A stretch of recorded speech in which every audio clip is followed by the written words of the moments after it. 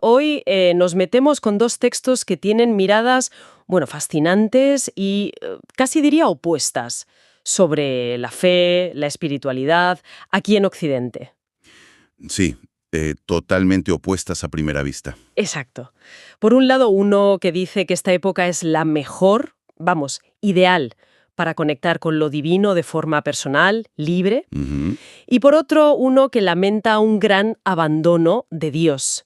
Pero ojo, no por la razón, sino por, ¿cómo decirlo?, una mala gestión de la idea de Dios. Algo así. Sí, como si hubiéramos entendido mal el concepto. Eso.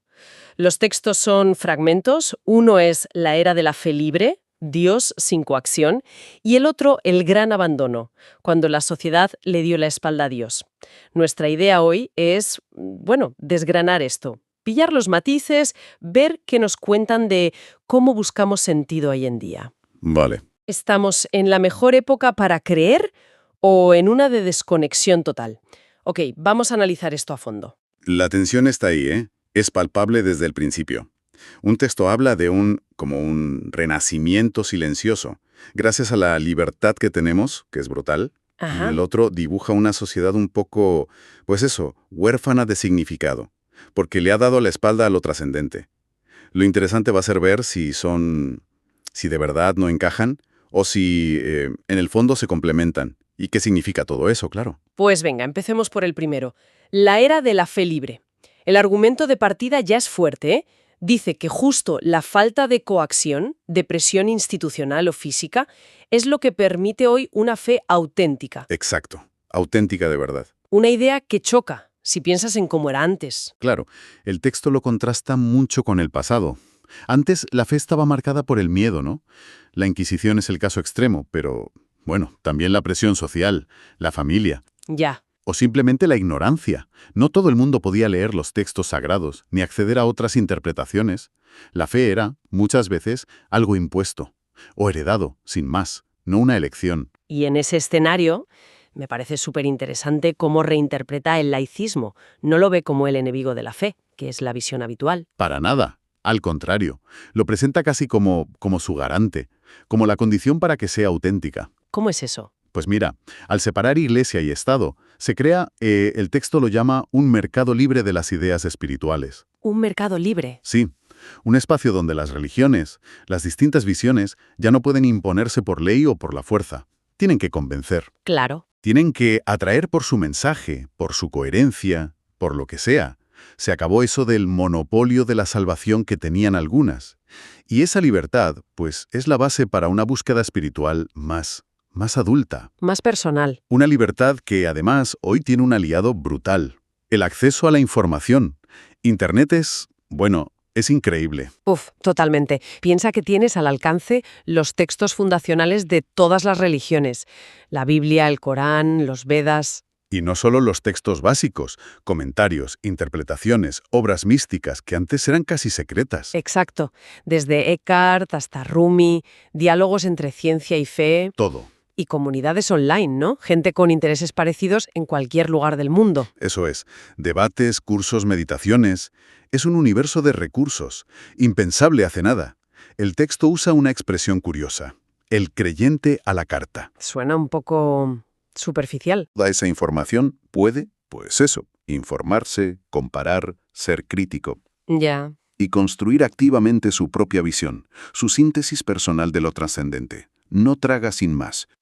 Hablas de construir una visión propia. Eso me llega a otro punto clave del texto, el Dios personal. Parece que nos alejamos del Dios único, estandarizado por la institución. Totalmente. Describe justo esa tendencia, hacia ideas de lo divino mucho más individualizadas, moldeadas por la vida de cada uno, por su reflexión, su sensibilidad. ¿Y cómo sería ese Dios personal? ¿Da ejemplos? Sí, y muy variados. Para algunos es la fuerza creadora que ves detrás del Big Bang, ¿no? La inteligencia del cosmos. Para otros es el amor incondicional que experimentan.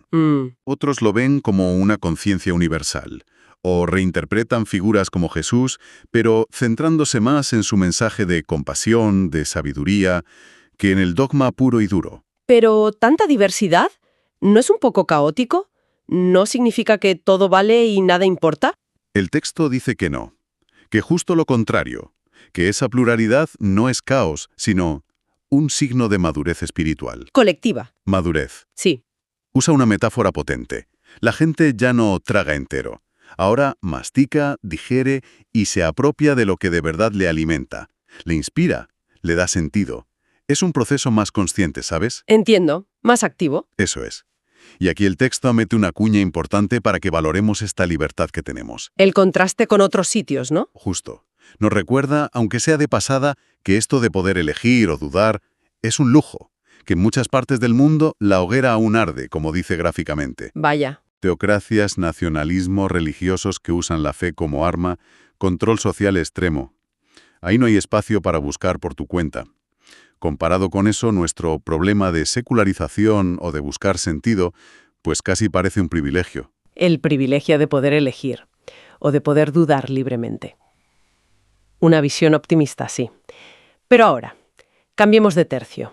El segundo texto, El gran abandono. Uf, el título ya impone. Pinta un panorama muy distinto. Sí, este va por otro lado. Dice que sí, que hay un abandono de lo trascendente aquí en Occidente, pero que el problema no es el que solemos pensar. ¿A qué se refiere? Pues argumenta que no hemos dejado a Dios por la ciencia o la filosofía, necesariamente, sino por algo más, digamos estético o moral. Hemos rechazado la idea de Dios porque no nos gustan las versiones que nos han vendido. Ah, Señala una paradoja curiosa. Las encuestas dicen que más del 80% de la gente en el mundo cree en algo superior. Pero aquí, en Occidente, la influencia pública de lo espiritual o se reduce, o peor, está como secuestrada por los extremos. habla de secuestro de la idea de Dios. ¿Qué quiere decir con eso? Pues identifica cómo ciertas estructuras, a menudo muy rígidas, muy conservadoras, han conseguido acaparar el discurso sobre Dios. Han proyectado una imagen muy concreta. ¿Qué imagen? Un Dios que juzga más que ama, que impone normas en vez de inspirar libertad, que separa entre buenos y malos. Un Dios usado como un garrote moral, dice el texto, para controlar, para excluir. Claro. ¿Y esa imagen? Repele. ¿Normal? Repele a muchísima gente, sobre todo a quien valora el pensamiento crítico, la autonomía, la compasión, los derechos humanos. El impacto de esa imagen negativa es tremendo, aleja a generaciones. Y la reacción lógica es huir, rechazarlo todo. Exacto. Es comprensible. Mucha gente asqueada con esa caricatura, pues se va al ateísmo, al agnosticismo, a un laicismo a veces muy combativo. O simplemente pasa de todo lo que suene a espiritual. Ya. Pero ahí, dice el texto, cometemos el segundo error. La famosa metáfora. Tirar al niño junto con el agua sucia de la bañera. O sea que al rechazar, con razón, las instituciones o los dogmas que no nos gustan, Nos hemos llevado por delante casi sin querer la posibilidad misma de buscar algo más profundo, de una espiritualidad personal. Confundimos la caricatura con el original, la institución con la esencia. ¿y el resultado? Pues una sociedad que, aunque tenga de todo materialmente, se queda como huérfana de significado. A nivel existencial, perdemos la conexión con el asombro, la trascendencia, el sentido último de las cosas. Esto abre un melón interesante sobre las alternativas, porque el texto critica un tipo de ateísmo en particular, el ateísmo vacío, ¿no? Sí, y es importante ese matiz. No critica no creer en un Dios personal, que es una opción perfectamente válida. Critica una actitud, una que no solo no cree, sino que activamente desprecia, ridiculiza, ve como una tontería cualquier búsqueda espiritual, cualquier anhelo de algo más. Entiendo. Ese ateísmo vacío, dice el texto, se queda corto, porque vale, la ciencia explica genial el cómo funciona todo, pero deja sin respuesta el por qué. El sentido de la vida, el sufrimiento, la muerte. Eso es. Porque estamos aquí, ¿cómo lidiamos con nuestra mortalidad? ¿Qué sentido tiene el amor, el arte? Negar que esas preguntas sean legítimas o despreciar a quien las explora por vías no materiales, pues deja un vacío. Un vacío que, según esto, nos deja atrapados en una falsa elección, o el fundamentalismo religioso que repele, o un materialismo que ignora nuestras preguntas más hondas. Exactamente. Y en medio de esa pelea, la idea de Dios o de lo trascendente, entendido de forma más amplia, más liberadora, pues se queda ahí atrapada, distorsionada, o la ignoramos. Ya. La gente le da la espalda, pero no necesariamente a la posibilidad de lo divino en sí, ¿sabes? Sino a las únicas versiones que parecen estar sobre la mesa. Vale. Entonces tenemos las dos visiones. La era de la fe libre, súper optimista con la libertad actual, y el gran abandono, que lamenta la desconexión por culpa de esas malas representaciones. ¿Cómo encaja esto? ¿Se contradicen totalmente? Pues igual no tanto como parece. Podríamos pensar que son como dos caras de la misma moneda. De una realidad compleja. Ajá. De hecho, la libertad brutal que celebra el primer texto podría ser justo la condición que permite el abandono del que se queja el segundo. A ver, explica eso. Si tienes total libertad pero no tienes una guía, o no buscas activamente, o si las únicas opciones espirituales que ves son esas versiones negativas, secuestradas de Dios, pues es normal que mucha gente use su libertad para decir hasta luego, ¿no? Claro, ¿tiene sentido? La libertad es una herramienta. Necesita, no sé, dirección, opciones atractivas. Si no, puede llevar a la confusión, a la indiferencia o al rechazo total. La libertad como condición necesaria, pero no suficiente. Vale, lo pillo. Y el segundo texto no se queda ahí, en la queja. Propone algo, ¿verdad? Una salida. Sí, y es la idea que me parece más potente. Democratizar a Dios. Suena fuerte. Democratizar a Dios. Sí, es una propuesta sugerente. La idea es aplicar a lo espiritual los mismos principios que defendemos en política. Libertad de pensamiento, de exploración, de expresión. Vale. Que cada persona sienta que tiene el derecho y las herramientas y el ánimo para forjar su propia comprensión de lo divino, sin intermediarios que impongan nada. Pero ¿cómo se hace eso en la práctica? No es votar sobre Dios, supongo.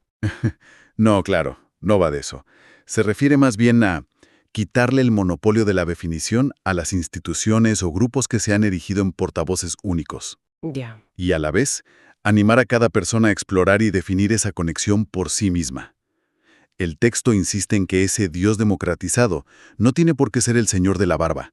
Apunta a algo que llaman la fuerza con F mayúscula. La fuerza, en plan Star Wars. Bueno, la referencia igual no es casual del todo, en el sentido de una energía que está ahí. Pero lo describe de formas más filosóficas o experienciales. ¿Cómo cuáles? Pues mira, puede ser el amor incondicional que a veces notas, o el impulso creativo que ves en el universo, en el arte, o la conciencia profunda que parece conectar todo, o sentirte parte de la naturaleza, o la fuente de tus valores éticos más profundos, la compasión, la justicia, o esa chispa de bondad que surge a veces donde menos te lo esperas. Entendido. Una fuerza que se puede sentir o intuir de muchas formas personales. Exacto. Y un Dios así, pues no necesita una iglesia, ni un libro sagrado al pie de la letra, ni un templo concreto para encontrarlo. Residiría más bien en nuestras capacidades más humanas. ¿En cuáles? Sería accesible por la experiencia directa, la reflexión, la contemplación, ayudando a los demás. Aunque las tradiciones puedan seguir ayudando, ¿no? Claro, pueden ser un apoyo súper valioso para quien lo elija. No se trata de tirar todo por la borda, sino de que la fuente última sea la experiencia y la conciencia personal. Vale, ahora sí que veo cómo conectan las dos piezas. La llamada del primer texto a usar la libertad y las herramientas que tenemos para una fe personal. Pueda casa bastante bien con la propuesta del segundo de democratizar esa búsqueda, de hacerla tuya, de no dejar que te la definan desde fuera con moldes estrechos. Sí. A pesar de que uno suena más a celebración y el otro más a advertencia, los dos parecen ir en la misma dirección. Una espiritualidad menos de institución y más personal, elegida, consciente. Entonces, resumiendo un poco el análisis de hoy, hemos visto dos diagnósticos potentes sobre cómo está la fe aquí. Uno que dice, ojo, que esta libertad y este acceso a la info son lo mejor que nos ha pasado para una fe auténtica, sin miedo. Y otro que advierte, cuidado, que de tanto rechazar las versiones tóxicas de Dios, igual nos estamos quedando vacíos por dentro. Exacto, pero el punto donde parecen encontrarse es claro. Los dos, a su manera, valoran una conexión personal, libre, significativa con lo trascendente. Llamarlo como quieras. Ya. El hilo conductor es ese cambio histórico que estamos viviendo. Pasamos de una fe que te venía dada, por herencia, por presión social, a una espiritualidad que cada vez más se elige, se construye, se valida desde dentro. Lo que nos deja con una doble invitación, me parece. Yo creo que sí. Por un lado, valorar esta libertad que tenemos, que es enorme, y no siempre ha sido así, ni lo es en todas partes. Cierto. Pero por otro, asumir la responsabilidad que viene con ella. No vale solo con ser libre de imposiciones. Hay que usar esa libertad para algo. ¿Para qué? Pues para buscar. De forma activa, consciente, crítica, sí, pero también abierta. Para, como dice el segundo texto, desinstitucionalizar la fe, que nadie tenga el monopolio, y personalizar nuestra conexión con esa fuerza esencial, sea lo que sea para cada uno. Y esto nos lleva a una reflexión final, ¿no? Una pregunta que queda flotando después de todo esto y que quizás le resuene a cada persona de una forma distinta. Adelante. En esta época, con tanta libertad y tanta información, ¿cómo podemos construir una espiritualidad personal que sea de verdad profunda, que nos alimente? ¿Cómo navegar este camino sin caer ni en dogmas, viejos o nuevos, da igual, ni en un nihilismo que nos deje vacíos o indiferentes ante las grandes preguntas? En resumen, ¿qué pasos podemos dar, cada uno, para aprovechar esta oportunidad de democratizar lo divino en nuestra propia vida?